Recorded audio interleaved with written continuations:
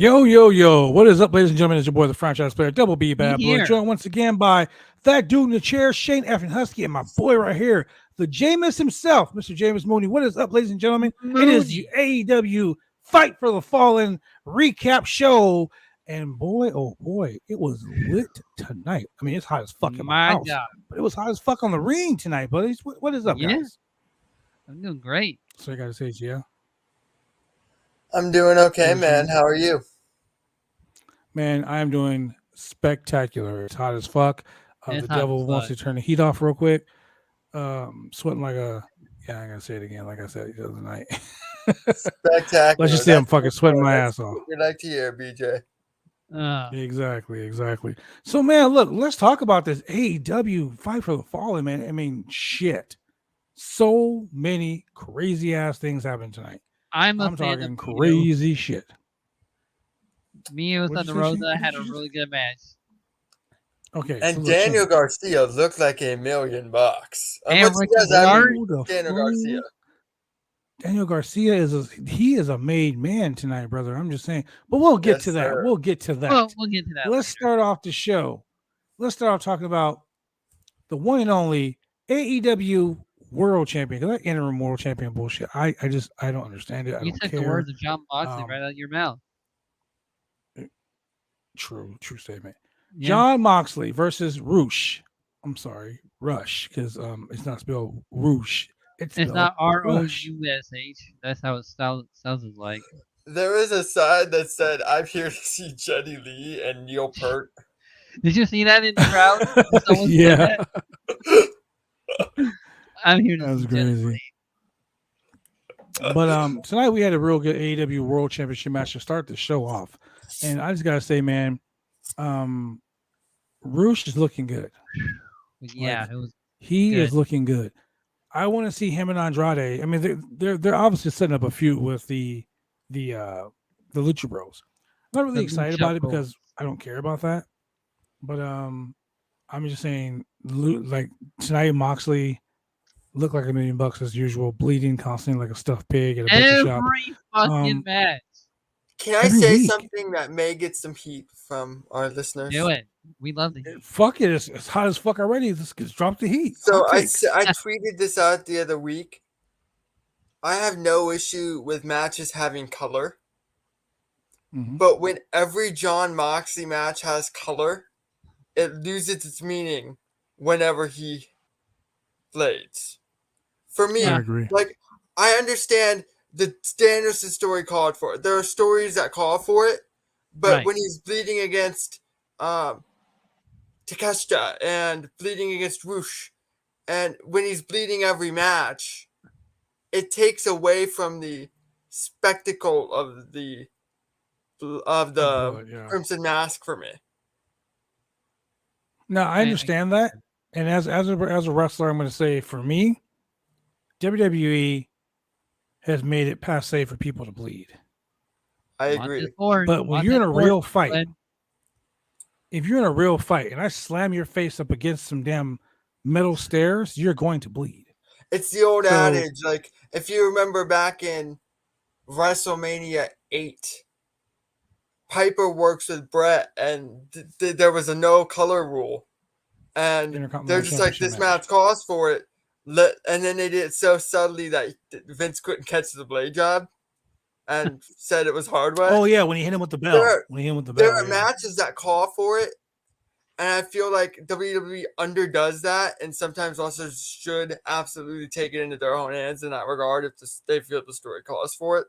I just don't feel every single week with John Moxley, which is what he did. I agree. Yeah. I totally agree. Not every week you should be fucking juicing, man. It's ridiculous. And on the flip side of that, you also got to think about it like this: guys bleeding and guys bleeding constantly, like that's, like I said, the whole deathmatch thing. I hate death matches. It's like I hate death matches. When at the end of the before Dusty Rhodes passed and Ric Flair now, you could see in their face where the constant blading caught up to them. Triple H has on blade his forehead. all over his marks. Ric Flair does. Yeah, Triple H is the same way from when he constantly bladed in the late 90s, early 2000s. Like, for me, I'm cool with seeing it, and I think it's cool when the story calls for it, and some of Moxie's stories have called for it. Blood and Guts called for it. The Danielson match after the I won't team with you until I bleed with you calls for it. Yeah. These matches the last few weeks where they're just one-on-one matches with people on the lower tiers of the card do not call for it for me. And for me, that takes away from the banger matches Moxley is having. And he's winning these matches with like submission holds, right?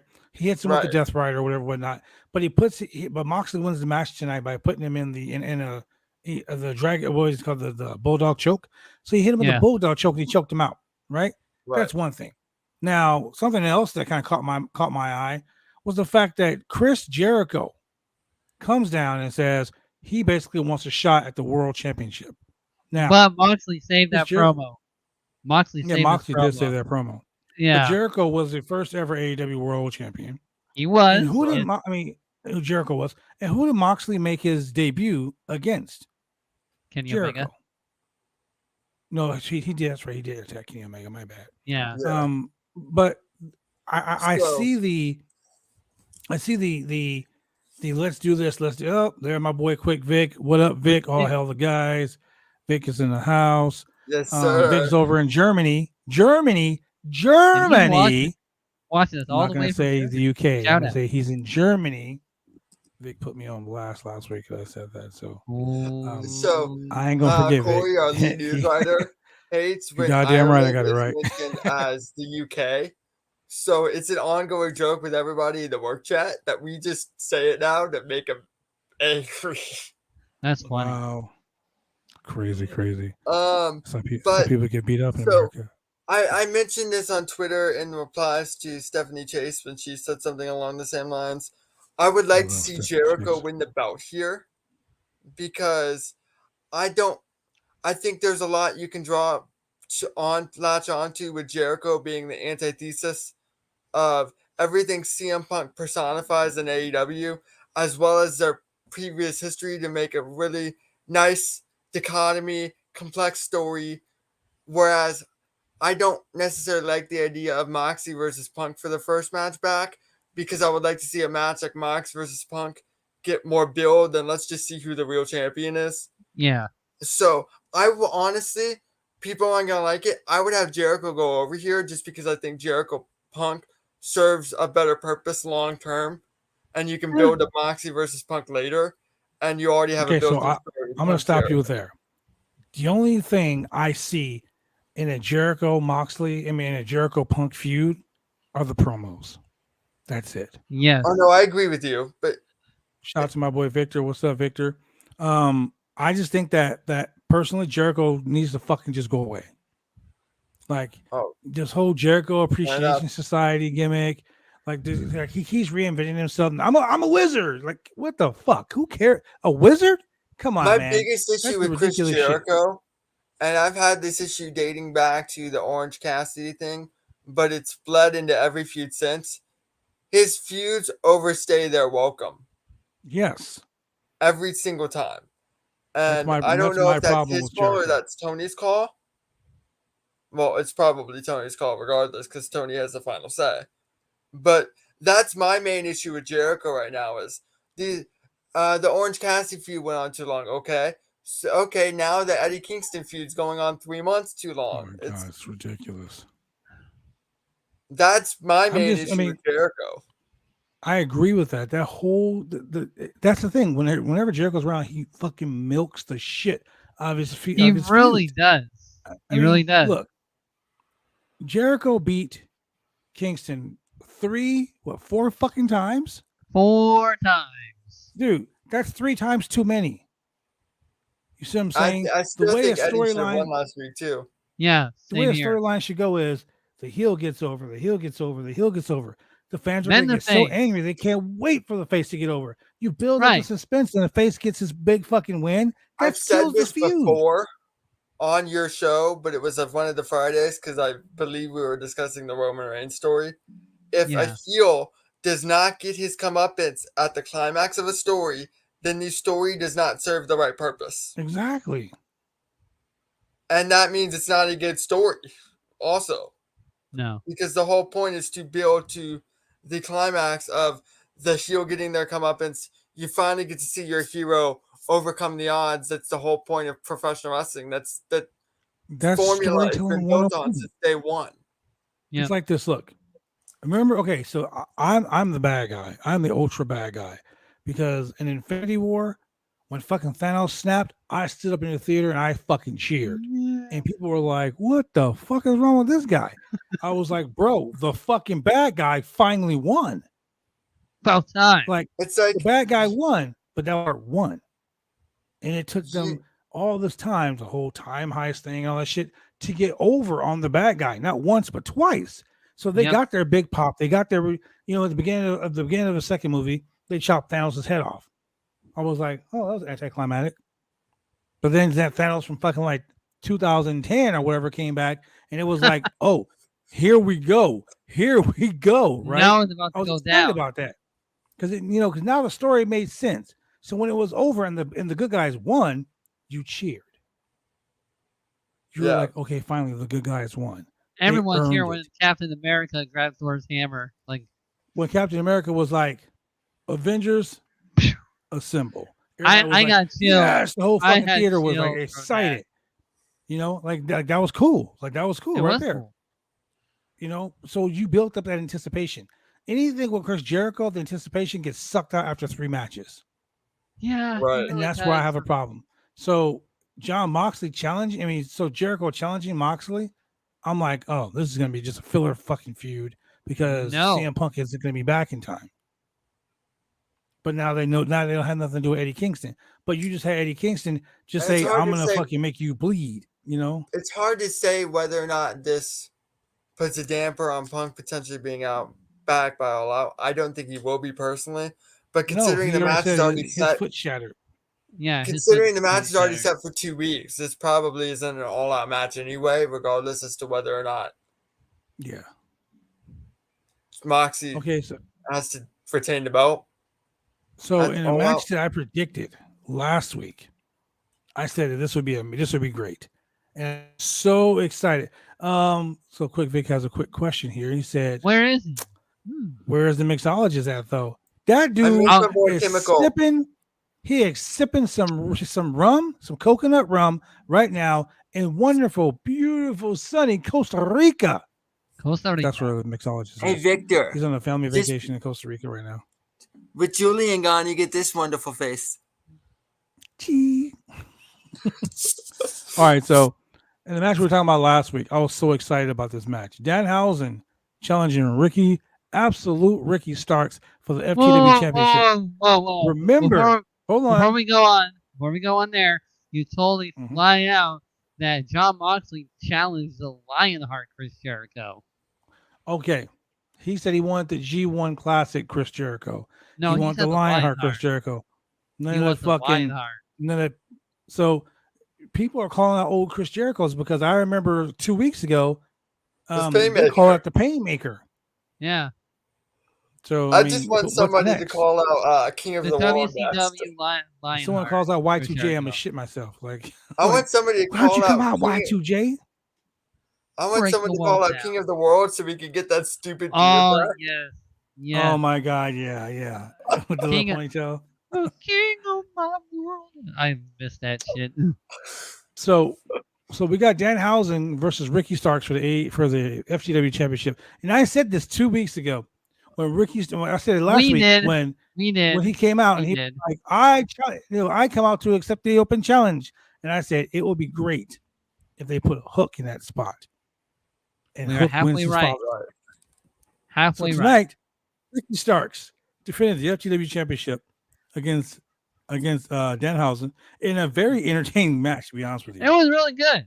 Danhausen's awesome. I don't know how much of his in-ring work you saw in Ring of Honor, but he's sneaky good. Danhausen is he's a great worker, man. Like no lie. Yeah. It was the perfect segment, Quick Vic. Danhausen loses to Ricky Starks for the spear. And I said this, dude, Ricky Starks is like the next Rock. The guy is so charismatic. The guy has all the tools. Good looking dude. good physical, like physical. He's as good long looking. as you don't start chanting "Die, Starks, die." As long as you don't. He's good physically. His wrestling style is amazing. He's great on the fucking mic. Oh, you messed that up, Shane. Die Ricky Die is one letter off from Die Rocky Die. Yeah, exactly. Die Ricky Die. Plus his fashion sense is on point too. Yes, so Ricky Starks wins the championship and says, "Yo, I want the open challenge is like right now. Let's go. And I said this during that tag team match when they had the triple threat tag team title match. I said Ricky Starks is going to be the fucking babiest of all baby faces at the end of this. He is. They were pushing him so great in that tag team match. I said he's going to be the next fucking Rock. He's going to be the guy. He deserves to be a pillar, not fucking Sammy Guevara. Ricky Starks is a pillar of AEW. So here's a hot. I don't know if this is a hot take or not. There's an argument to be made that Ricky Starks is better than all 4 pillars. Yeah. And you know what? All bullshit aside, Ricky Starks is better than Jungle Boy. He is way better than Sammy Guevara. I love Britt Baker, but he's better than fucking Britt Baker. Yep. The only pillar I'd put above Ricky Starks right now isn't even on TV. So yeah. So Ricky Starks defends the FTW Championship for a second time against Hook. Now, this was the real. This was awesome because Hook came out. This was a real challenge for Hook. Ricky Starks gave him a run for his money. He sure did. Like I've only seen Hook have 2 matches to where people ran his ass into the dirt, and this was the second one. And once Ricky Starks hit him, got ready for the Rochambeau. Hook countered into the Red Rum. Ricky tapped. That was it. It was a nice finish. You know what I liked about the finish? They squeezed just enough, milked the submission just enough to where you thought, oh, Ricky's about to grab the rope, and then he gets pulled back. And AEW sometimes falls into the pit of not waiting the extra 20 seconds to grab that extra little bit of drama. And Starks and Hook did that here. And I thought it worked better than if he had tapped 10 seconds sooner. I agree. I totally agree. So we have a new FTW champion and Hook, which is great because and you know what's funny though? Taz was calling it down the middle. Taz was calling it down the middle. So after that, in the post match, Ricky Starks gets up, he fist bumps Hook. Hook gives him a fist bump. Hook leaves. We come back from commercial break. Didn't Ricky Starks train Hook too, by the way? Ricky Starks was one of the people that was there. So was what's his name? QT. QT Marshall. I'm sorry, QT Marshall. Marshall, he's QT like that. Yeah, QT Marshall. He got the little pinky up and everything. Anyway, so we go back from there. Ricky Starks has been in the ring interviewed. Now, this is the second time tonight Tony Schiavone has been in the ring and someone's getting interviewed and they get their ass kicked. Ricky Starks is being interviewed and Powerhouse Will Hobbs is by his side. And it's something that I know that broke Julian's heart. I know Julian is so sad about this. Ricky Starks got beat up by his tag team partner, Will Hobbs. I was shocked. I will say this before we get to that. I was like, no. Every wrestling company has their tropes that bother me. Every single one. My biggest AEW trope gripe right now is how many weeks in concession have we had an interview interrupted by an attack? Well, that's wrestling, man. Like that's that's wrestling trope. But when it's every single interview, you're kind of overdoing it a little bit. You know, I kind of see that too. I see that. I understand what you're saying. And but Quick Vic was right, dude. Perfect. That promo, Ricky Starks. I'm telling you, man, that guy is a fucking star. He's a star, man.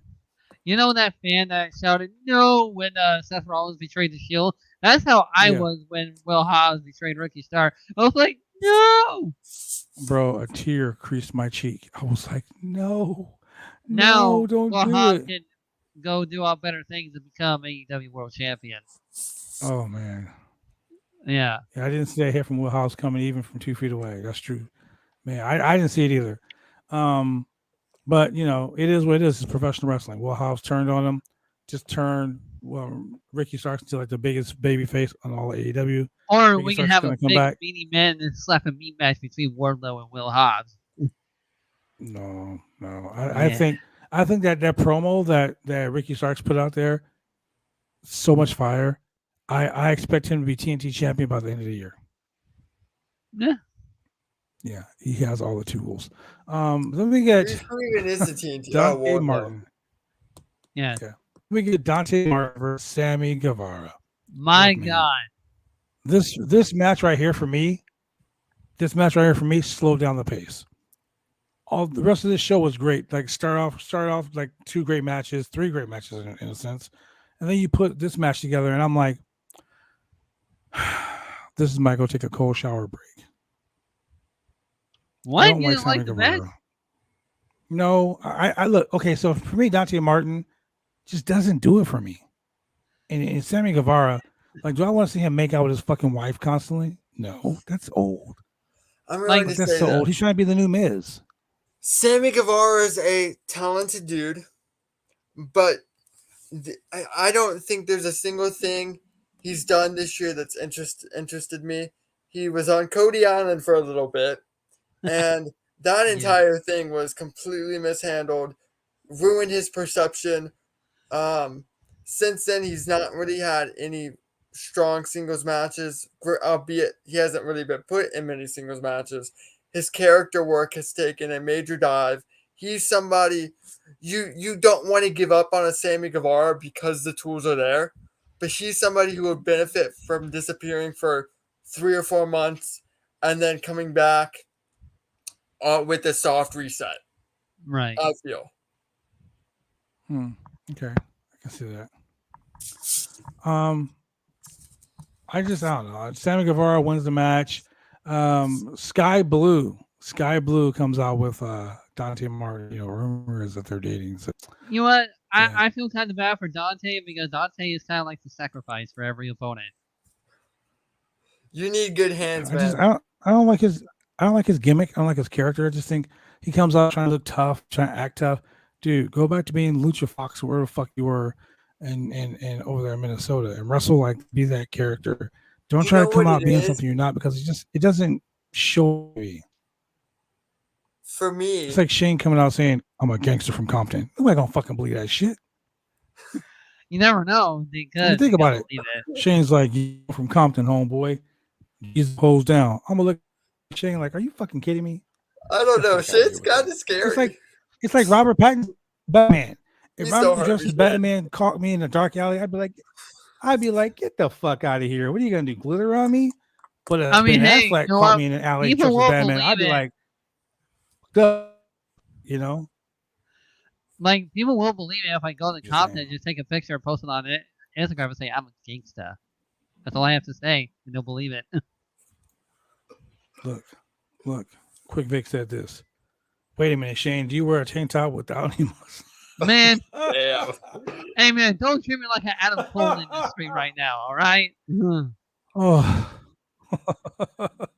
Adam Cole got some muscle, baby. It's hard as hell. Wow, man. You can donate to the Boys of the Roundtable Pro Wrestling Podcast. Keep this podcast going so we can continue to bring you a wide, entertaining variety of pro wrestling and MMA-related content. We appreciate everyone that watches us and allows us to entertain you every Monday, Wednesday, Friday, sometimes Saturday, mostly on Sundays when we got shit to do.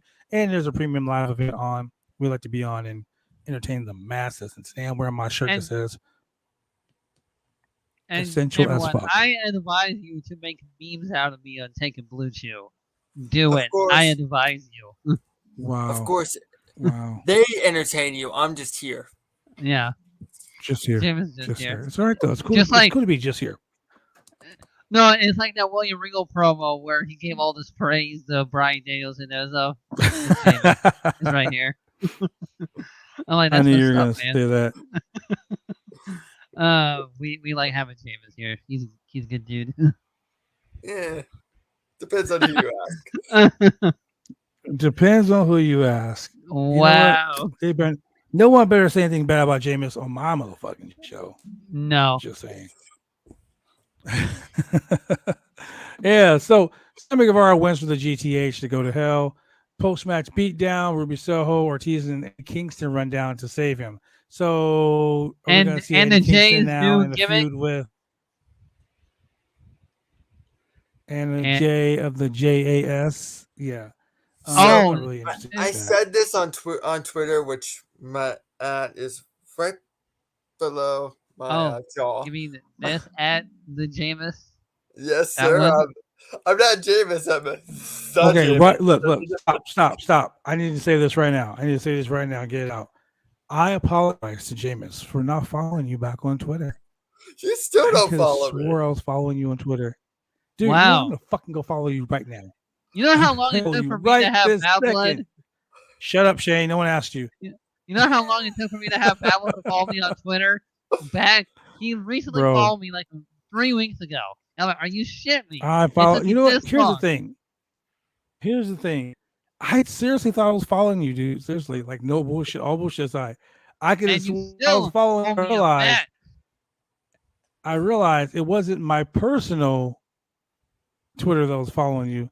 It was the company Twitter that was following you. And when you said that, I was like, shut up, dude, I'm following you. Dude, so I made a joke about it.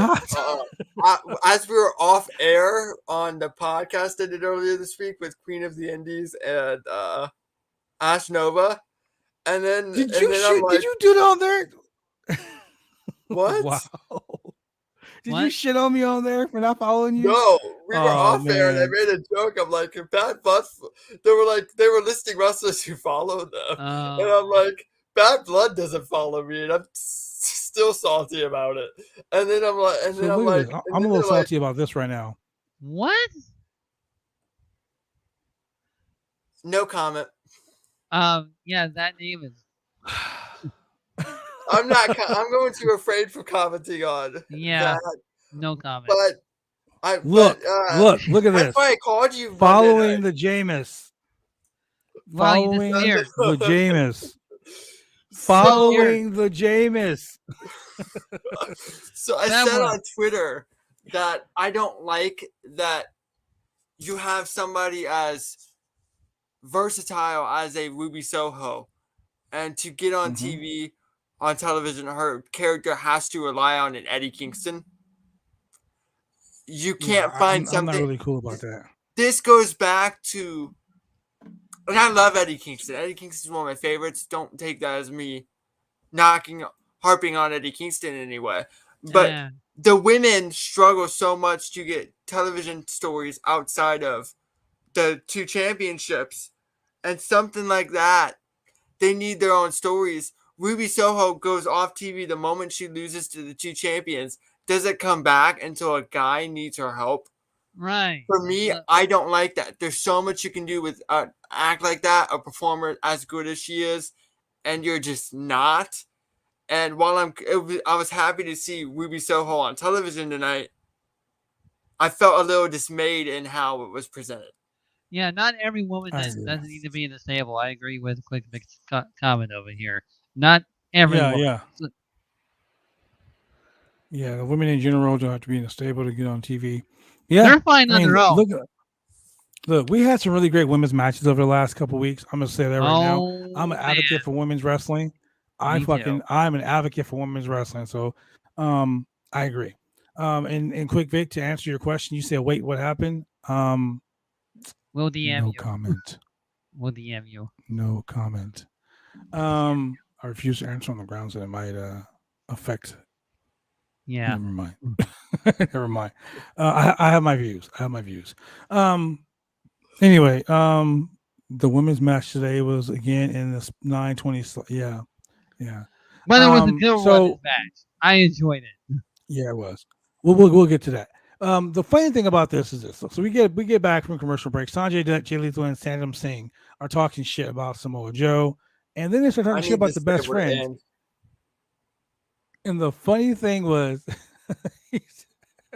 the best friends were like, "It's funny you guys are talking shit about us, and it's not like we're not standing 6 feet away from you guys in tie-dye suits, dude." Yeah, we talked about this the other day. It's like we did. Jameis, I'm gonna fucking kill that guy Shane, man. You know, if I ever see Shane walking around, oh shit, Shane's like right there. He just walks into the frame like, what did you just say? Like, I didn't see you fucking standing there. Come on. What's Shane go do? I hate that shit. I'll try Shane in front of Shane. What's Shane go do to me? absolutely No, I'm just nothing. saying, like I hate that shit. Like Blood, that's the biggest not. wrestling You're trope. a big guy. I ain't messing with the big guy. You know, and if I could, I can just grab Babylon's shirt and just like drag it down to my screen right over here. Wait, what are you gonna do? You're gonna drag me down to the bottom screen? Yep. Do it. Like, yeah, but I can't. I can't. Oh, look, I did. God damn it, shit! What the hell did you do? All right, I'm taking the spot. You know, Shane, all right, I what need were to you come saying, back Babylon? up to my screen. Damn it, Shane. Back. Can I have my spot back, Shane? Oh yeah, sure. Can I have my spot back? Can you pull me back up? Yeah, hold up, wait. Yeah. Dude, I hate being down below you. Scary. I see up your shorts. You don't wear underwear. Scary. Anyway, ladies and gentlemen. Know that? No comment. You just admitted to go into video. Wait. How do you know that? I'm not in. Look at this. Look. Quick Vic had this to say. Had an exchange with J-Shell before. Didn't make a compliment, and her friends came for me like she was a minor. Blah blah blah. They went yeah. Don't do that. Don't do that. I mean this in the nicest way. I appreciate you giving us comments, feedback. I appreciate you interacting with the show we're on and we're hosting. But I don't think it's conducive for any of us right now to turn this into a let's discuss other members of the media who aren't on the show. Yeah, exactly. That's why I said no comment. Let's try and refrain from discourse about that. Is that fair? Oh, Victor Nash, that's we apologize. Very fair. Blood, very why are you ignoring fair. his comments? Blood, why are you ignoring What Victor comment? Nash's comments? I'm not ignoring Victor Nash's comment. There it is right there. How dare you? How dare you? I didn't see Victor Nash's comment. Don't worry, Victor. We're getting to that. We are getting to that right now. As a matter of fact. So how dare you? So the pipe bomb that Victor's talking about is where Jungle Boy comes out. Jack Perry, flanked by Luchasaurus. Jungle Boy gets on the mic, calls Christian Cage the biggest pussy he's ever met in his entire life. Dude, AEW is with the language right now. Bitch, pussy. He said the word bitch. The magic word in wrestling to start that means, ladies and gentlemen, the word bitch. The word bitch is the worst word. You know what? You know what we should do next year? We should. It's the equivalent of It's the equivalent of Roger Clemens putting a needle in his butt. Yeah. Look. Let me put it to you this way: the word bitch is so bad in professional wrestling. I can kidnap someone, throw them in the trunk of my car. I can go have sex with Shane's mom. I can do all this crazy shit. I know. I don't want that. I don't want that. But really I can steal all of Shane's Blue Chew. I don't have any right now. I'm just saying. Right now, if it went down, and I did all these things to Shane wouldn't want to kill me. But if I was like, Shane, you bitch, Shane would come bust through my door, set my house on fire. He'll fucking burn up on my Jordans. Oh, damn, Shane will go crazy because the word bitch if I burned down is your like Jordans, the end all be all. No, don't mess with my man. Jordans, man. Come on, please. don't do it, man. Like now you know where I'll tie you around the chair. So, look at these Jordans. Oh man, I really take all the belts on my trophy case. You can have all the belts on my trophy case and leave my Jordans alone. Shit, that's like, how I am. do it, anyway, so Christian basically comes out. I mean, so Jack Perry calls him a fucking bitch. Calls him the biggest pussy ever met in his life. Says that he's being more right now. He's more relevant he's ever been in his career. And basically, Christian gets on the thing and was like, "Yo, that's okay. Your mom was strapped for cash because Christian strapped for cash because his wife left him. Just to divorce his bitch ass." And I was like, "Oh, there it is. She said bitch ass." And basically, what it's boiling down to is we're gonna have a lucha. So we're gonna have a Christian Cage Jungle match. It's gonna be fucking outlandish. I mean, the next time he sees Jungle Boy, he's gonna drape him over in a body bag. Contents of the promo aside, that was the most comfortable I've ever seen Jack Perry with a stick in his hand. Okay, so he did an interview once, and he says he is not comfortable doing promos. It's evident. So I knew. I see your question. But I'll get to that. Your question in a second. He said that he was not comfortable doing promos, and he would be nervous, and that's why he always found to do the talking for him. you know, and doing promos are easy, man. Like I learned how to do promos by being forced to stand in the bathroom and look at a mirror and talk to myself. I was told if I can make myself believe that I can kick my own ass. I mean, during the shower, you know, before you guys get on the podcast, I talk to myself. Wait. Not talking to yourself is when you answer yourself. It's doing crazy. I sing before every podcast. I have a list of songs that wake up my voice, so I can get the most variety out of my voice. What's your question, Shane? Do you cut the promo on the shower, or do you cut the promo to the shower? Listen here, you fucking please, sir. All your water comes out of your fucking little hose. I'm gonna shut your hose off, turn all the water off, brother. You dig it?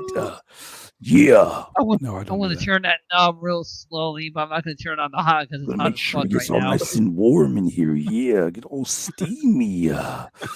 Yeah, wash. I just want to say that his Randy Savage really isn't half bad. Right? Thank you. Now that Vince is in charge, I got whole show in Macho Man's voice. It's making me freak out. Freak out. Yeah. Now that Triple H is definitely in charge, I gotta work on my Stephanie and Triple H impression. Listen, we're gonna talk about SummerSlam. Welcome to AEW Dynamite. The question. His question was about Riddle being out of SummerSlam due to injury. You know why this is the worst Triple H impression I've ever heard? Yeah, he's out injured. You know why that's the worst Triple H impression I've ever heard? Wow. Because you didn't say the words, the fact is, a single time in that. Oh, yeah, the fact is. He does that all the time in this promo. The fact is, we don't know who's going to replace Seth Rollins. Yeah, so basically, they took the Riddle Seth Rollins match out. Holy shit! Yeah, they took the Riddle Seth Rollins match out because of the injury. So they'll probably throw Goldberg in there. Goldberg will probably be in there. Hey, Seth Rollins being thrown around by Bill Goldberg actually doesn't sound. Hey, but Seth Rollins did mention his Twitter game is getting strong. He was talking shit on Twitter, and Triple H responded, "I hear you." Like, yo, so Triple H, he gonna get a match. Triple H might about be to use Cody Rhodes' ear gif. Bro. You know what would be funny, Shane? Who was the guy who killed the Fiend? Seth Rollins. Yeah. Seth Rollins killed the Fiend. And I swear to God, in the Hell in a Cell match, that fucking sledgehammer gimmick. The Fiend gimmick was dead, in my opinion, right there. So what happens if the Fiend returns? I mean, you know, I hear Bray Wyatt.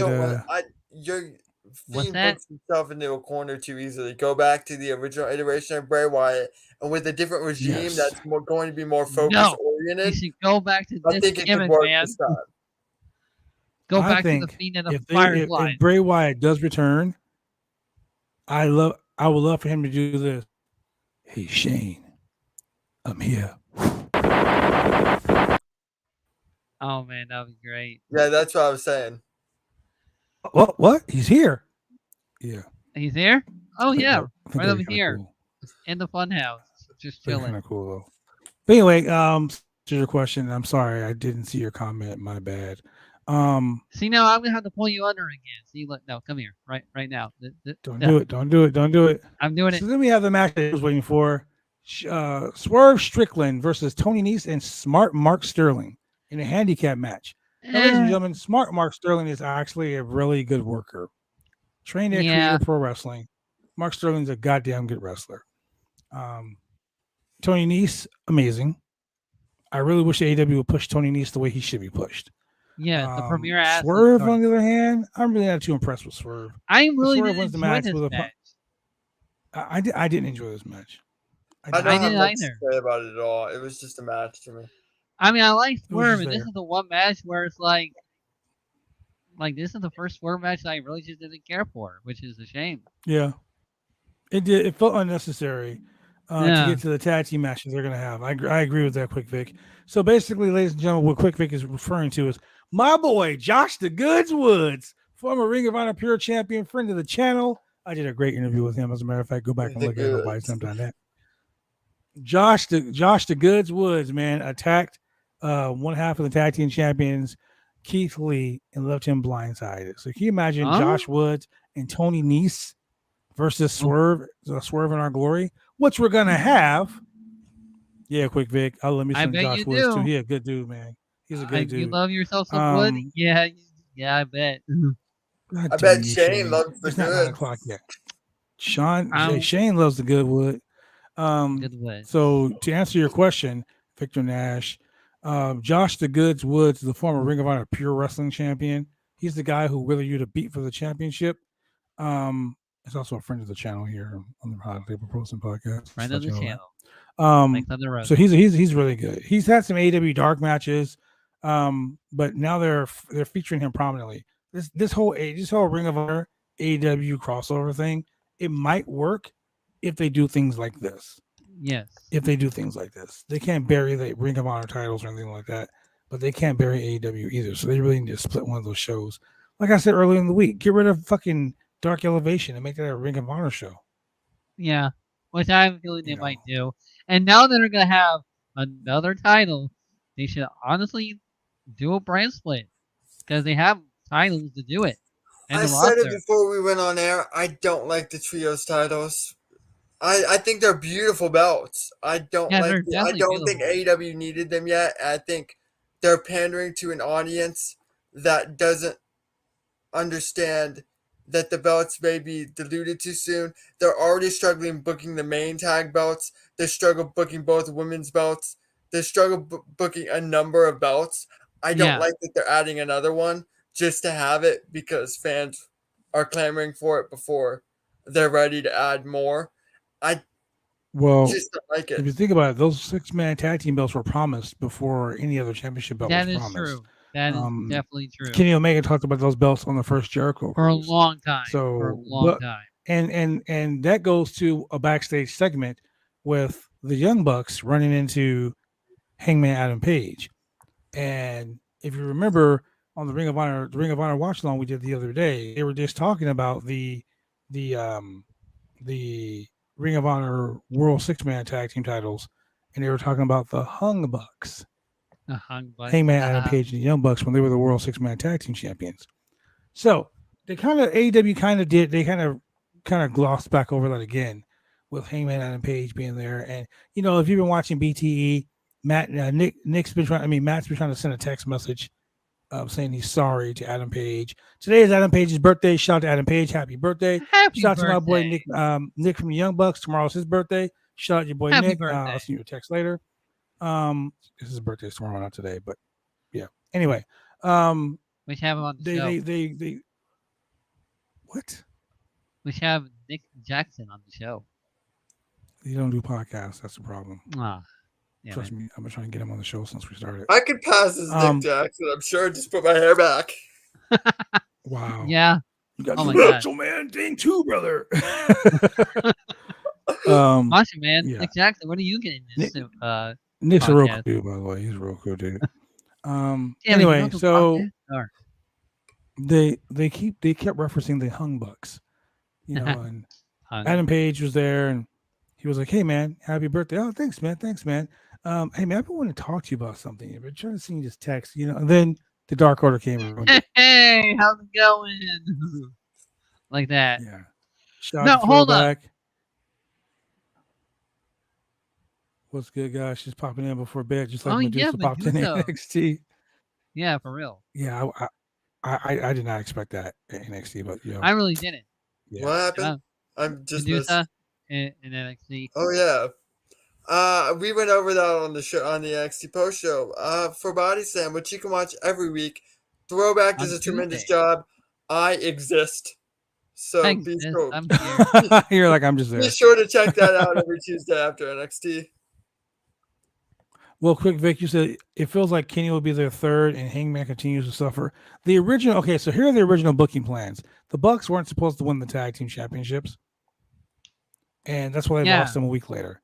The Bucks were setting up the return of Kenny Omega so they could win the World Trios titles. That's the reason why they created the Trios titles. But due to all those injuries, the drama and bullshit that was going on, that's the reason the Bucks won the belts. Hold up. That's the reason they lost the belts a week later. I have something to say about this segment. Why the fuck did he give him broccoli? What? Johnny Hungy is like, well, we have this cake for you, but we ate it, but we have a piece of broccoli for you. Who the fuck gives okay. That's because if you're watching BTE, they ate the cake, and all that was left was like salad. And he was like, I wonder if he likes broccoli, and he picks up a thing of broccoli. And I'm giving Throwback a shout out for that comment because he just Trios speaking to the titles choir are here, dumb. brother.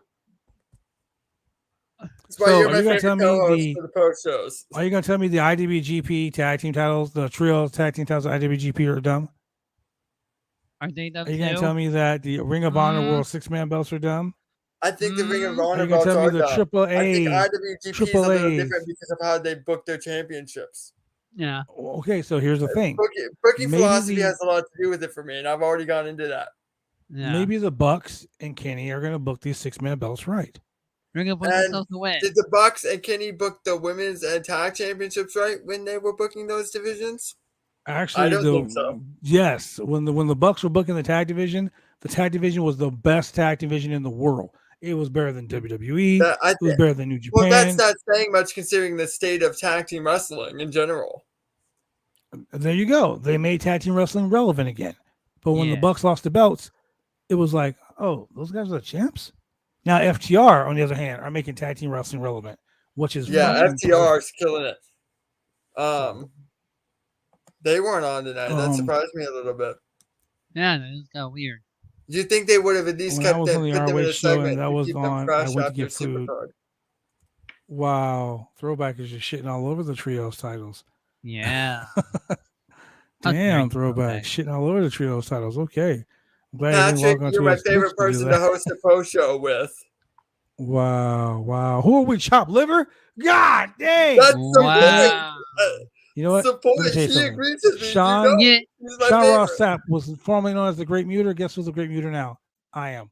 Boom. You know, anyway, let's put Jameis on the bottom. Here, let me pull it from the bottom. Really? You're just gonna mute me? Yeah, I'm on top now. Wow, Shane just pulled you to the bottom. Look at that. Guess FTR still number one contenders for the 12th straight week now. Doesn't matter. True. I'm a power bottom. Wow. It ain't even 9 o'clock yet. Well, wow. Just for that. Wow. Hold on, man. Go. Damn, Shane. I'm putting it back on top. Damn, Shane. he just stressed it. He is a power bottom. He's a power bottom. Wow. I want you to say that one more time. Hold on. Oh yeah. Jameis. Moment's gone. It's fast. Jameis getting pulled down to the bottom by Shane. I wasn't expecting that at all. Jameis just giving a power bottom. Power bottom. Wow. Goddamn. I had to put the sex voice onto that one because damn. Damn it, Jameis. Oh my God. Oh my Throwback God. putting his son over in the chat right here. Brody Seamus Daniel. My son will be on my shows. Why that comment there? Awesome. I've called him a couple of times this week, asked how he was doing and everything. But shout out to Patrick. Congratulations again. I know I've said it dozens of times already. Daddy mode. Big Daddy Patrick over there. I called him that on Tuesday. You're welcome. I told him on the show, I was like, Big Daddy Throwback. I know we're talking about congratulations on Throwback for being a dad, but I still can't get over the fact that Jameis said he's a power bottom. I just want to get that out of the way. Speaking of that, Thunder Rosa defends the AEW Women's World Championship tonight against Mayu Yoshimita. Okay, and that's the chick that beat her in Japan. I just want to say, I audibly laughed when Jim Ross tried to say her name, and then immediately pivoted to that young lady. Yes, Jim Ross. Oh my God. God damn it. This was a really great match. It was a good match. I loved it. It was. I mean, great. I liked their match in Japan was like not really all that great. It was the number one. Shout out to Thunder Rosa for she's probably watching right now. So shout out to Thunder Rosa. Yeah, great match tonight, the championship. Yeah, like I said, I've been watching VU for like the past several months since she's been in the U.S. My favorite match is when she was going up against another female wrestler in DPW, and I said that was like my favorite women's match in quite a while, other than a freaking any other. We need to do a match. fucking recap on one of those shows, Shane. Yeah, we definitely do because it's definitely really good. I really enjoy them. My favorite thing about this match. Let's talk off here about doing one.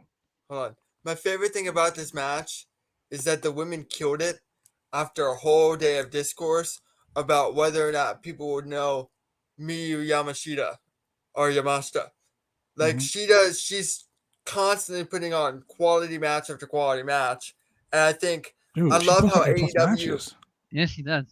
I love how AEW brings in different Joshi Purusei wrestlers and introduces that style to an audience, weaves it into their shows, and I think that only benefits the women's division, which can still be green depending on who's in the ring.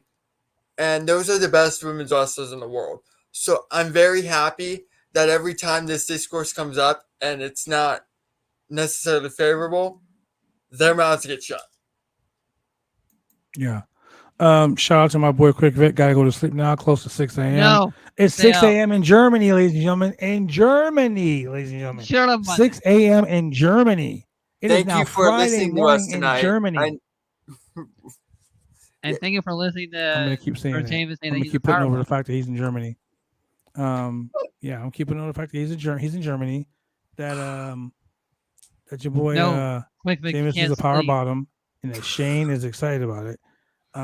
Anyway, stay safe, man. Good job. Good luck on your new contract job. Get some sleep. Thank you for always joining us and being a loyal supporter. We love you, bro. No, Quick Vic, get back over here. You can't sleep. Never. Wow. Let the man sleep, bro. I mean, shit. You got work to do. You got a job. J-O-B. No, he can call me like. Trying to make that money. He can be like, I'm calling in. I'm watching the Roundtable Pro Wrestling podcast. It's much better than work. Wow, that's a straight shoot. It's much better than work, ladies and gentlemen. So then we get to our main event. Now, ladies and gentlemen, I gotta say this: this main event has so many twists and turns, so much that I was literally shocked at the finish. The American Dragon, Bryan Danielson, makes his triumphant return to professional wrestling after a lengthy absence due to a concussion, apparently. He took on the young upstart, Red Death himself, Daniel Garcia of the Jericho Appreciation Society. Yeah. The match, fire. Started right out, running drop kick to the chest, like Garcia to the corner like a champ. And I thought that was it. They kicked the shit out of each other until the suicide dive to the floor, where there had to be 2 feet. 2 feet of space. And Bryan Danielson just hit the ground face first. Got back up. And I was like, yeah, that was a bad sign. Jameis, what do you think about that? So, I think, and I put on Twitter with this match specifically, that was the perfect time to book that match. It gives Daniel Garcia a much-needed win. He can outwork anybody, but he still needs big wins over big stars to boost credibility. And it plays into the Danielson isn't 100% story they seem to be going for. That's perfect because when did Owen Hart get his big win after all of the Brett stuff? Like, after all the Brett stuff settled and he needed a big win, what was the match that gave him a big win? I'm counting on BJ to know this one. When he beat Brett, King of the Ring. No. When he beat Shawn. The concussion gimmick where Shawn hit the ground and never got back up after the enziguri. Right. Yeah. And this wasn't exactly the same because obviously Danielson passed out, not collapsed. But I love the idea that, we're telling the story that Danielson isn't 100%. His body gives out on him. And the guy who needs the big win to keep credibility, because he needs to win sometime. He's a great hand, can look great in any match, but you have to win matches to maintain that credibility. Passed out the greatest technical wrestler arguably of all time, is a and they kept pushing the fact that he's the greatest technical wrestler ever. But and on top of that, it doesn't hurt Danielson because of the story you're telling. And that's why it was perfectly placed. And when they finally pulled the trigger on this match and how they booked it for Garcia to go over via submission. And I think the whole story built up to it as well. I really liked this match. I thought the story they told was really well done. Yeah, I agree. I really enjoyed this match. I agree. I think that it was really, really well done, and I think that the finish, the way the finish went down by Danielson not tapping, by Danielson just passing out, but throughout the whole match, like him running to the ropes and collapsing like several times, and then the suplex on the concrete, and then the pile driver, like all these things connecting to the head, it. In my opinion, that made it like oh man, shit, maybe he's hurt. It gave me. I really thought he might be hurt. Like the whole time, I was literally having anxiety during the match because I was like, "Oh God, I hope Brian is okay with that." And the fact that he put over Daniel Garcia. You know what it reminds me of? The first 3 months after Danielson got cleared in 2018. And that was at his first match back against Sammy and Steen. The first 3 months, every time he bumped, I would wince because it was like, it took me a while to get back into the, oh no, something might go wrong, out of that mindset with his style of wrestling is just fucking, he's just out there, he's just doing, his style of wrestling is like rough. It's very physically demanding. Like, yes. Like, have you ever heard the story of him in developmental for the first time? No. I believe the story goes. I've heard stories, but I believe the story goes. Sean got a bunch of his guys signed in '99. So Lance Cade, Brian Kendrick, Spanky at the time, Danielson, Spanky and Danielson were supposed to team and then get called up to be a part of a revamped light heavyweight title division. And then in a ladder match, his last date working with Sean's promotion, he breaks his neck or something like that. And then both guys get cut. Yeah, I remember hearing that story. You're right. Just the sheer, like, his whole style is so violent. It's so, like, out there. Like, he's psycho, fucking crazy. Like even some kind of style, like, constantly. The drop kick to the corner. Sometimes he's not going to catch himself right. No, those headbutts off the top take a lot out of your neck. Yes, it does. He's physical, but it's also some of the stuff that doesn't look as physical with him too. Right.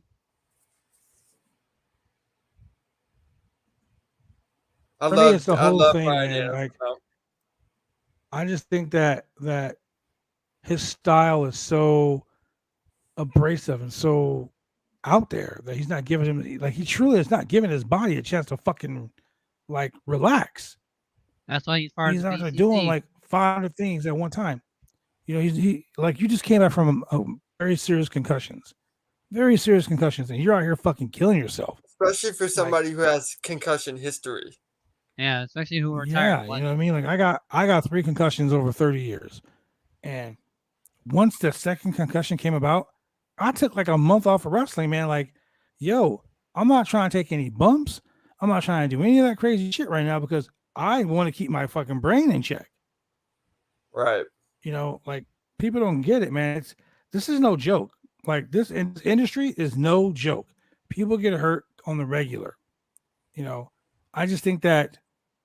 And it's an industry where the mindset is there's a difference between hurt and injured. Yes, there is no. I mean, for me, there is no difference. Once you get hurt, you get hurt. There is no fucking difference. That's how I feel about it. Many times.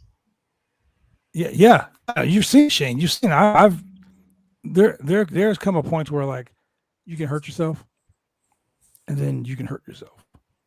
You know what I'm saying? Yep. I tore my patella tendon at one time. I gave myself a concussion and I was out for weeks. Yep. And people were like, Are you gonna do this? Or no, I'm not. I'm fucking hurt. And that's the way it's gonna be. I'm not gonna wrestle. I'm not gonna do this. And I'm one of those guys. I don't want to end up like Tex Thompson. I don't want to be fucking 65 years old, still trying to have matches, take a bump and be out for fucking 6 months. And then, well, I'm the owner. I'm going to come back and do another match. I'm not going to do stupid shit like that. I always said that if it gets to the point where I can't pick up my fucking kids, I'm done. I don't want to be one of those guys that has to pop pills to be able to stand up in the morning, or one of those guys that is sitting at a fucking convention, 75 years old, sitting at a convention trying to get people to buy my pictures.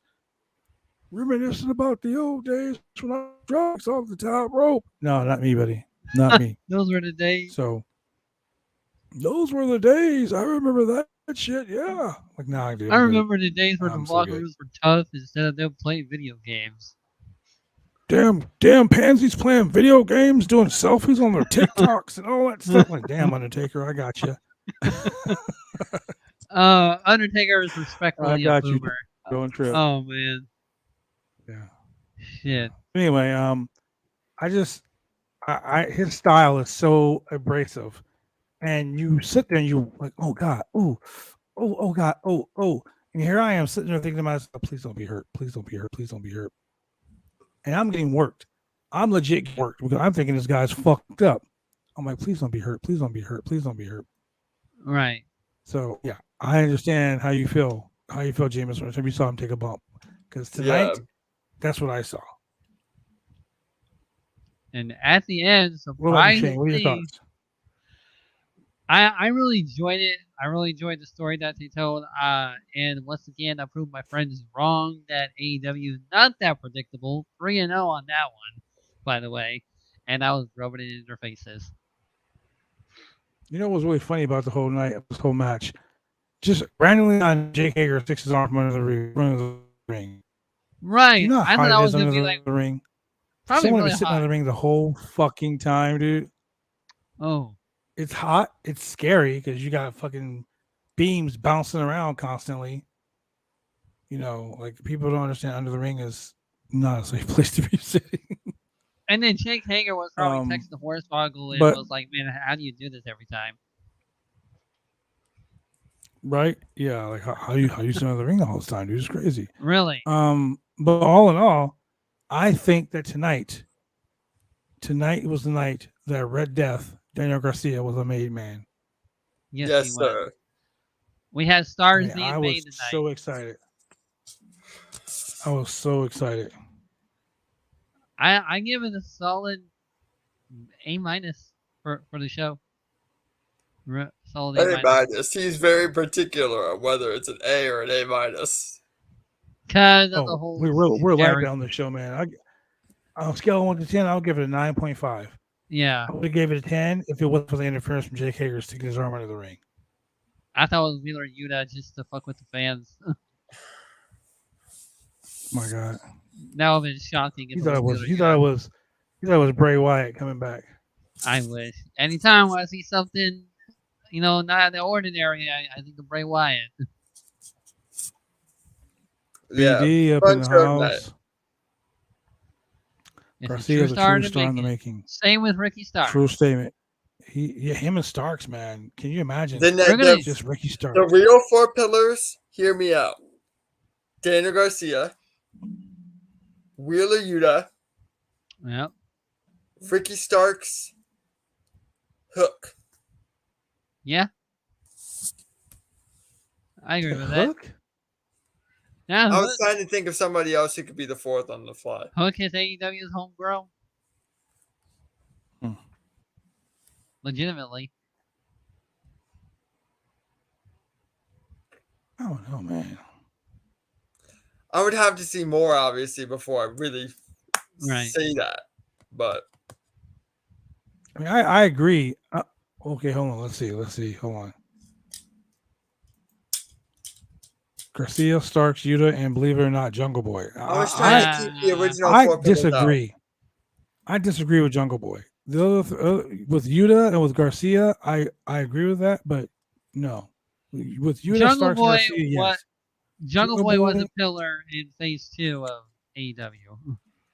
What is this, like fucking Marvel? We're I mean, kind of Phase 3 now. Yeah. I don't know, man. I don't think that Jungle Boy is. I think Lee Moriarty was probably be who most people would say would be the fourth. I don't think they've done enough with him to try and establish him.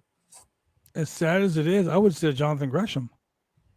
Lee Moriarty's really good, though. I hope they do more with him. Oh yeah, boy, do I have my comments about Jonathan Gresham after all that. I would keep it to myself. Wait. Let me give a real quick shout out to our boy Baron Black. Shout out to my boy Baron Black for finally winning a match at AEW. Finally, oh my god. The streak is over. I hit him up. Woo! I was like, finally, you got that W. You got that Kurt Hawkins. Good for him, man. He's a good dude. He's been nothing but kind every time he's reached out to me. I've been meaning to do an interview with him forever, and I just keep forgetting to reschedule it. So I've done an interview with him before, and he's always a cool interview. I think I'm gonna get him online so I can do some stuff with him for tournaments. If Baron Black is listening, I apologize. It's not intentional, man. It's probably something I need to do this week. He got that Kurt Hawkins moment and finally won one. Shout out to my boy Baron Black. I had to give him his props. Unlike the boys at Grapsody who'll be dogging him for losing, I'm gonna go ahead and put my boy over. Yeah, Baron Black is that. Anyway, so yeah, man, that was. I mean, honestly, good show. I love AEW for the simple fact that you got Bryan Danielson, Daniel Bryan, whatever the fuck was calling himself this week. You got the American Dragon, a top wrestling star internationally around the fucking world, putting over Daniel Garcia in the biggest way possible. He didn't lose. In the biggest way possible. He submitted. You can pin a motherfucker. And be like, "Oh, it was lucky." You can roll a motherfucker up and hold his tights. Yeah, that's lucky. You tap a motherfucker out or submit him. He didn't tap out. You are a technical fucking genius. He still submitted him. He passed out. It's still a submission, bro. He still gave up. The point is, tonight, Red Death Daniel Garcia got a fucking push. Yes, he did. Yes, sir. He has 187 pounds. He would have never survived in Vince McMahon's WWE. Never.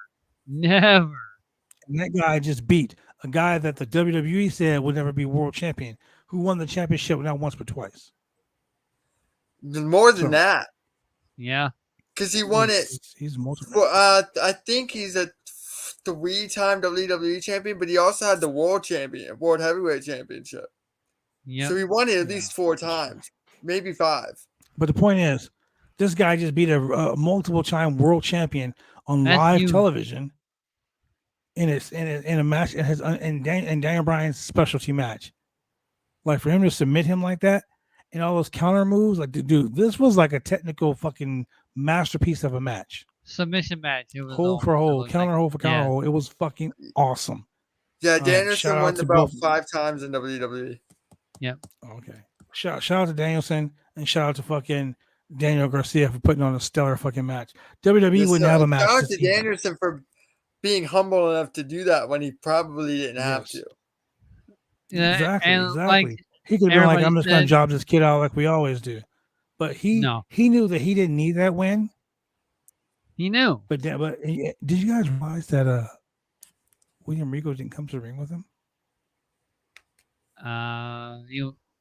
They didn't say representing the Blackpool Combat Club either. That's a subtle thing I missed. Interesting. Yeah, very subtle. Very subtle. AEW is usually a stickler for those details. So if they don't say it, it sometimes means something. Yeah. Exactly. You know, they don't just put shit out there for shits and giggles, ladies and gentlemen. They put it out there because that's what they want you to know. And that's the beauty of AEW. People, you know, the WWE fucking drones, the E-drones and the stands, they're all like, not every. Oh, well, sometimes it's what they don't say versus what they say. Yeah, but hey, now that Vince is gone, the E-drones have silently went away. Never, I've noticed bro. that on Twitter. Never, bro. They're still there. Very, very hidden. They're very hidden right now. Yeah, well, let's hope that let's just hope that when Triple H takes over and the show isn't like NXT, people are gonna be like, oh. And now they're CM trying Punk to was say the Vince McMahon loyalists are trying to say that the black and gold brand was never good. You are lying to your ass off right now if you say that. Yeah. Yeah, you guys need to fucking just take your head. Look here, ladies and gentlemen. If you it is now 9:10, so I can say what I want to say. If you're one of those fans that's down in your mom's basement with a sock and some lotion, jerking off to the fucking Vince McMahon thing, you need to stop. Okay? All you drones need to stop. Realize that AEW is fucking great wrestling. And No, WWE is entertainment. Never. Like it's like apples and oranges. Stop comparing the two. Oranges. That's my thing. Stop It's comparing like the two. comparing a Richard Donner Superman film to a John Carpenter 70s The Thing, something like that, you know? Like, they're both great movies, but they're completely different movies. Exactly. That's what I'm saying, you know? So, and don't get mad. Don't be mad because one product is better than the other product. Or you can't like all products. I have a friend who is a WWE loyalist. Like he works for the WWE. He is such a WWE loyalist that he will literally go on Twitter and he'll go on Instagram and just shit on AEW for no reason at all. Even he has friends that work for AEW. No reason at all because they're not WWE. Oh, look, they sold out a tennis stadium. They're not selling out a fucking football stadium. Imagine having that much of no life. Right. Exactly. If you know what, let me tell you something. Haters. Let me tell you the definition of a hater. I've been recently attacked for even liking AEW. Okay, but Shane, I'm gonna tell you, this is the definition of a hater. A hater is a person that wishes they could be like you. Oh yeah. Hey BJ, I've got a question for you. I know you listen to Throwback and I every week, for the most part. Mm-hmm. For the most part. How much do I crap on NXT? I mean, I'm not always positive, but when I'm not positive, it's more constructive, right? Yeah. Yes. I'm the exact same way. People, you wouldn't think I dislike NXT from the way I am on that show, would you? I'm the same way, bro. I have friends that work in NXT. Nikita Lyons is a good friend of mine. She's a major part of NXT right now. But I still shit on the brand if it's stupid. To say my brother is married to the Bucks sister, so I'm good with the Bucks. I love AEW, but if I see some stupid shit at AEW, I'm gonna shit on it because it's stupid. Because as a wrestling fan, I don't want people to look at me and say, "Oh, well, he's a wrestling fan, so he's stupid. He's gonna believe." But the difference is, no, I'm not. I actually don't really enjoy much of NXT. You wouldn't know that from my post show every week because I try to be constructive when I am criticizing. Right. But if I didn't have to do a post show because look, I love working with Throwback. Throwback's the best. But if I didn't have to do a post show every week, I probably wouldn't watch NXT because I don't enjoy it as much as I do other products. Right, so and that's okay. And that's not me hating on NXT. That means NXT is not necessarily my cup of tea, and I acknowledge that. You know what I don't do? Make it my personality to go, oh, I don't like NXT. I just wouldn't watch it if I didn't have to. And that's the difference. You cannot like AEW. You cannot like WWE. But there's people on both sides who make the whole personality. I don't like this, so I'm going to watch it solely to tell you why you shouldn't like it. And that's what. Why do you hate yourself that much? If you have such a disdain for the product, you're wasting your own time. Hold on, ladies and gentlemen. Costa Rica. Hold on. I gotta get it all ready. Oh man. 9 o'clock. He's been replaced. Let's not throw the comment up there. We got a babyface run in from One Chemical Julian live. But your favorite heel other than Mad Blood, because I don't want him to beat my ass.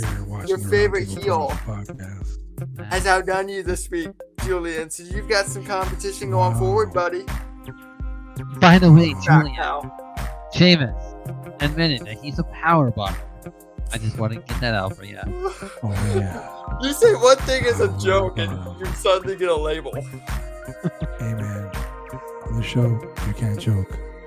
So we will tear that ass apart. We will make it into a thing. You will tear that ass apart, BJ? Shane wants to show you what he's all about.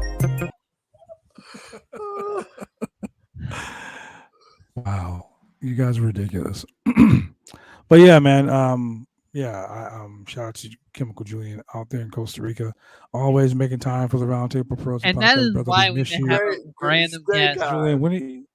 Julian, are you gonna be back in time to do the SummerSlam post show? Yeah, are you? Watch along with us Friday. I think he said he comes home Friday. If he's not, I'll do it. James is taking your spot, Julian. Very marketable. I mean, you're welcome anyway, right bro. here. You're welcome anyway, Call bro. me I mean, you're James welcome Money. to come through. Ooh.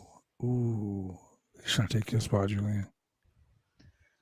Ooh, man. Yeah, I can't like believe it. I was trying to say, like I've recently been attacked because I like AEW as a Wait product. a second. Hold on. What? Are you calling? Wait, James, are you trying to steal Julian's spot? You're damn right I am. Oh, he said, bro, we land Saturday at 10:40 p.m., so you will not be on the show. Okay, that is cool. That's That's cool. Enjoy your time. This face will make you scream. So, are you trying to take Julian's spot? Oh, Totally man. just made a James, Picasso have you watched reference that nobody SummerSlam with us? understands. Wait, hold on, Shane, hold on. James, are you trying to take Julian's spot?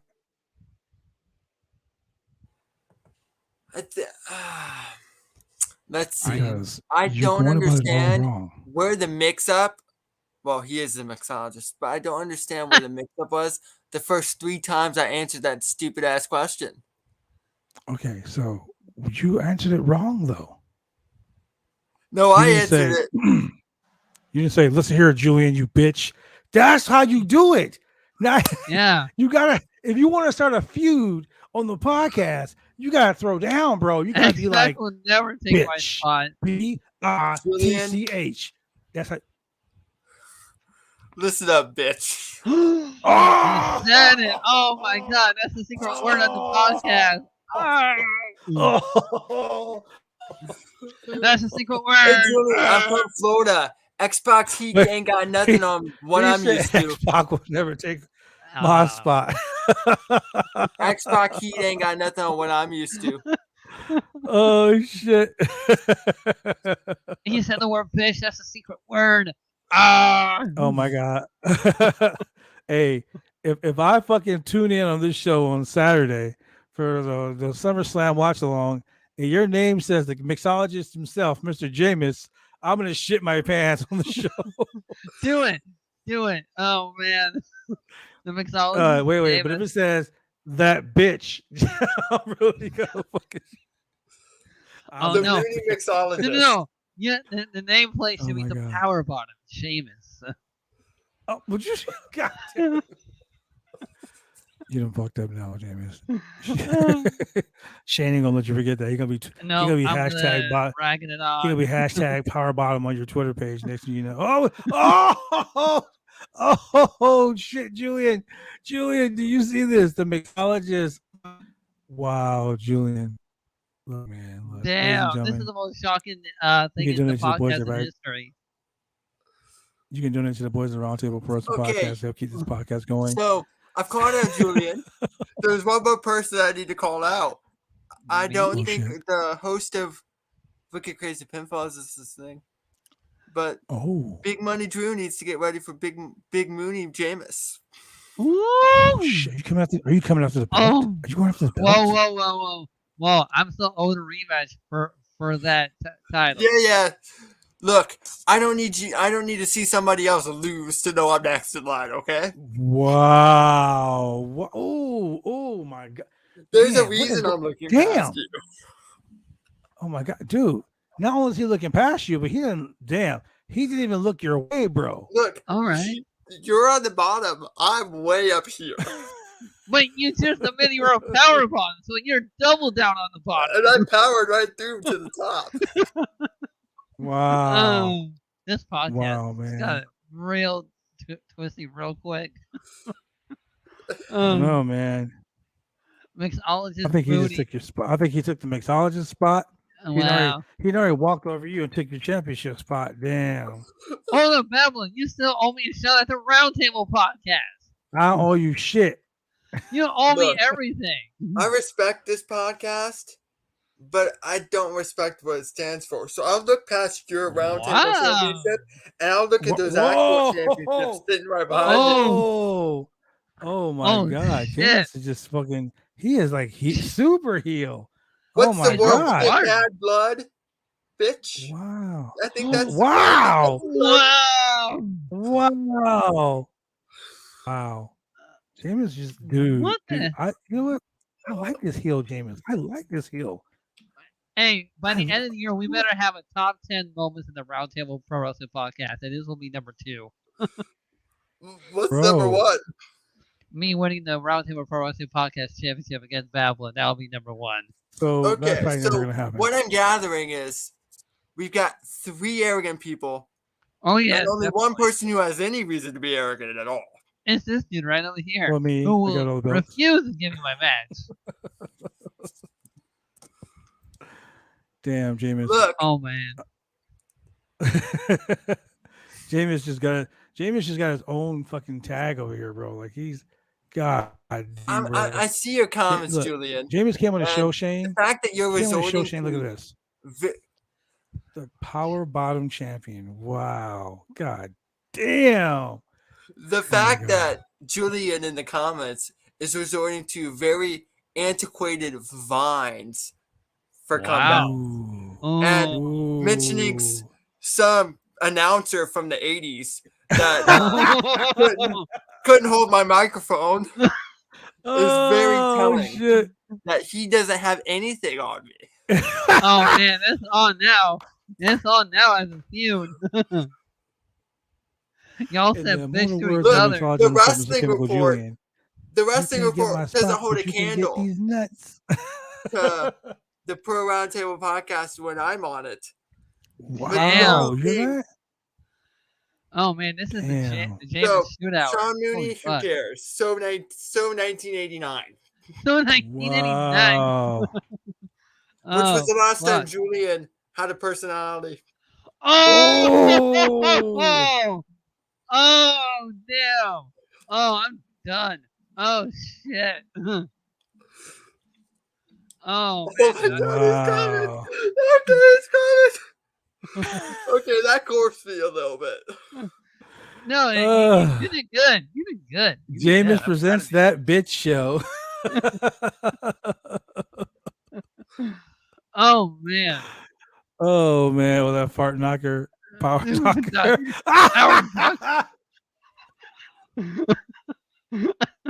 Oh man. Go ahead. Look. In case you don't know, go to the Urban Dictionary and type in the word docking. And you see what Julian's talking about. Look this one up. Don't go do it. It's gonna ruin your life, James. I'll give Julian some props on that one because it's gonna ruin your life, dude. Corpse. Oh man, yeah. Don't look that up, Jameson. You'll ruin your life. James presents submissive and freedom full. Man, Drew, where did you get in the chat? Look, oh my God. The only thing missing in that comment is you. Literally. Ooh. Look, he spelled my name wrong. Damn. Oh, he did. But hey, we understand that someone on this podcast, and it's not me or Shane, is now presented as being submissible and breedable. Wait a second. I want to be breedable. I'm cute. Man, I wish someone would hold my hand like FDR does. I wish someone would give me a hug like the best friends. I can give you a hug. No, I don't want you to give me. I was at your house. I don't know where your hands have been. Okay, so we're at 85 minutes. All fun aside. This is what we do. Oh James. my God! You should hear the shit we're talking about off the air, ladies and gentlemen. Yeah. So, ladies and gentlemen, like I said earlier, if you want to donate, you know what? Let me do something real quick. A lot of you guys don't remember. James will probably remember this guy from the WWF. His name was Sir Mo. He was one half of a tag team called Men on a Mission. Sir. Bobby Horn, Sir Mo, very good friend of mine. He needs our help, guys. Right now, Bobby's in the hospital. It's not looking too good. They set up a GoFundMe to help Bobby. So help pay those medical bills. Bobby's one of those guys that will give you a shirt off his back, the last dollar in his pocket. As a matter of fact, he'll go borrow more money to give you the last dollar in his pocket too. I'm grabbing the link for us to put up now. Yeah, I got the link going right in the comments. So. Yeah, put the link in the comments, please. Or the private chat, so you can put it in the comments. Oh yeah, that works. Well, it's scrolling on the bottom too, so definitely help. Yeah, yes. Bobby Horn's a good dude. Please do what you can. If you want, you can hit me up on Twitter. I'll go ahead and I'll put it in the chat right here. Boom, there you go. Please go donate whatever you can. I mean, look, $2 is a cup of coffee at Starbucks. Well, fuck it, $5 is a cup of coffee at Starbucks. I know. You can donate that $5 and you can help save someone's life, ladies and gentlemen. It's real simple. It's real easy. Go do that, please. And with that being said, ladies and gentlemen, thank you for joining us here on another exciting installment of the Roundtable Pro Wrestling Podcast, AEW Dynamite. Fight for the Fallen, for your boy, the mixologist Mooney, Jameis himself, for the submissive and breathable one, Shane Husky, and for me, just that random dude at the top, your boy, the franchise. The random dude. You're now the random dude. I'm now the random dude. Wow. Basically, I'm retired and everything just went batshit crazy. Dude, the world has fucking changed, man. Everything has gone crazy. God damn. For my boy, the mixologist, himself, Chemical Julian out there in Costa Rica. Excuse me, you can't steal my gimmick. We'll see you guys. We'll see you.